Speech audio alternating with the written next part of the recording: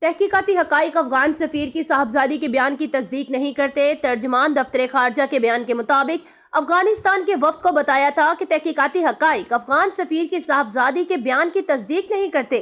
وفد سے افغانستان کے سفیر کی صاحبزادی، سفارت خانے اور فون ڈیٹا تک کی رسائی کی درخواست بھی کی گئی تھی۔ آپ دیکھ رہے ہیں دھرتی نیوز اور میں ہوں فرح آصف۔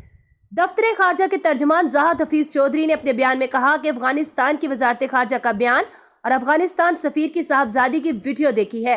سامنے آنے والے حقائق افغان سفیر کی صاحبزادی کے بیان کے مطابق نہیں اور افغانستان کے وفد کو بتایا تھا کہ تحقیقاتی حقائق افغان سفیر کی صاحبزادی کے بیان کی تصدیق نہیں کرتے۔